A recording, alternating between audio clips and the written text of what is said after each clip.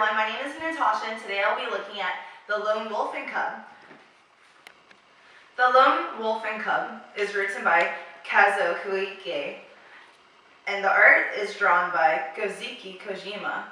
The translations are done by Dana Lewis, the cover art by Frank Miller and Lynn Varley, and the publisher is Dark Horse. The page length is 706 pages. This is a compilation, the first being Lone Wolf and Cub, Sword of Vengeance, in 1972. Story fits our model of a 1/4, 1/2, 1/4 structure. The beginning of Act 2 starts on page 180, and the beginning of Act 3 starts on page 530. The story is about Ogami Ito, formerly Koji Keishakunin, and his child Daigoro. Ogami is a ronin, and his goal is to care for his child while killing for the sake of vengeance. After the death of his wife, Ogami Ito has demon lust. Different than bloodlust, he wants to punish those that have done injustice. Hence, before an assassination, he asks for the reason the victim is being killed. He then manipulates the way the assassination plays out to better serve the outcome of the Han Dynasty. In Act 2, Ogami Ito decides to take the assassin's path and makes his son, Daigoro, choose which path he will walk. This creates a lot of conflict because on the assassin's path, there is no remorse. Even though Ogami Ito has strong samurai morals and follows the way of Sun Tzu, the art of war, he lacks the heart and compassion of the Buddha. This manga takes place in the Edo period in Japan. Because this is a compilation, each chapter has its own story arc.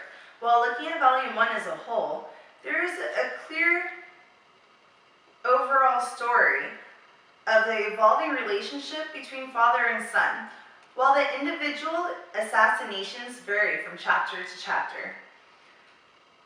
As his assassinations increase, he kills people higher up in the class system. Ogami Ito goes as far as killing J.K. Wajo, a living Buddha. Ogami's relationship with death also changes. Where it seems that most people can begin anew, Ogami must finish out his life as an assassin or die trying. We know by Ogami's final words on the last panel that he awaits rebirth.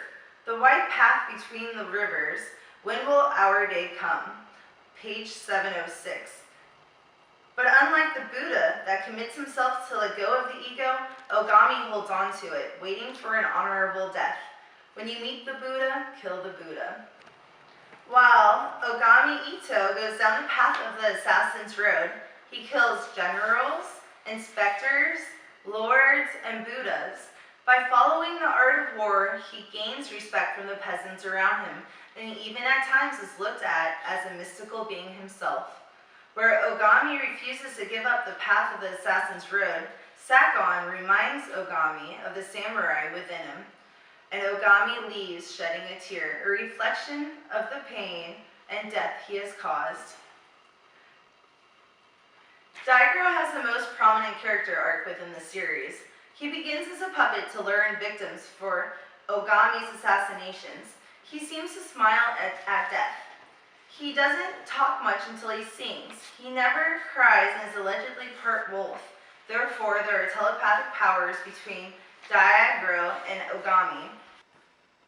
Daigoro is left to fend for his own life in a cave, and with some mystical powers, he is able to cause an avalanche, which helps Ogami travel undetected. Later, he meets a girl he will call Sis. After he is beaten and imprisoned, Daigoro shows compassion for the girl and even sheds a tear for her. Daigoro is forced to choose the life of a child, or the road of assassins, and he chooses to follow his father. Daigoro's character is different from his dad. He is full of new horizons, love, and compassion. This story transitions well. It tells us who the next victim is, who is paying Ogami for the assassinations, and where they will take place. The chapters gain intensity, and each one finishes with a clear ending. There are 4 types of transitions that McCloud describes that are used in Lone Wolf and Cub. First is movement to movement. And an example of this is on page 141. Ogami hears someone approaching, he walks, stops, and looks back. The next transition is action to action, which you can see on page 122 to 123. Ogami is in a continuous movement to kill his attackers. This bloodbath follows Ogami as he uses his sword to cut and kill his opponents. The next is scene to scene.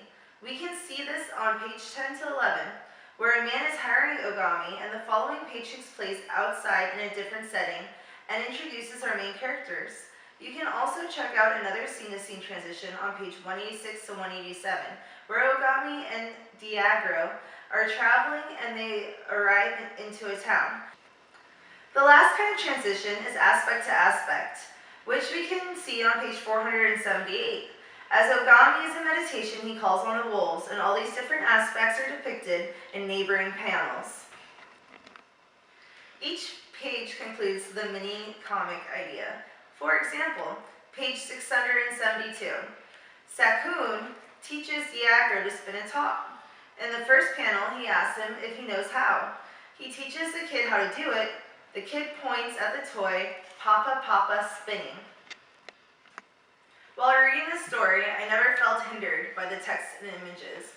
I feel that the content pulls its readers along. A clear example of this is the SFX on page 533. As you can see, the kung leads the reader from the top panel to the middle panel, where naturally you would read it from the left image to the right. But because of the sound effect, it leads us into the right panel, which then drags us to the left panel and back to the right panel again. A creative but effective way to get the attention across.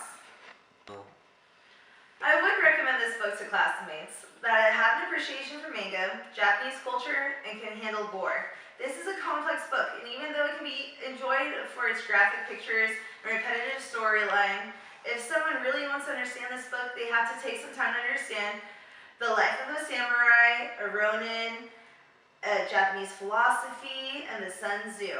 This book is an easy read and can be done in a day.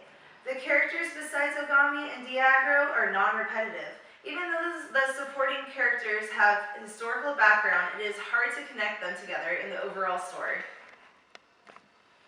I would recommend this book to my friends. Anyone that appreciates philosophy can find value in this book. The main character, a ronin, who is a samurai without a master and usually an outcast, and his child, Diagro, are both lovable characters as we watch an assassin's life with a child. An observation that I made on page 288 to 289, Lord Yagu rants quite a long speech. I pulled very little out of it and wish there were more imagery here or flashbacks to support his monologue. And a fun fact, if Ogami represents death, then Diagro represents rebirth. Thank you for listening. Have a good night.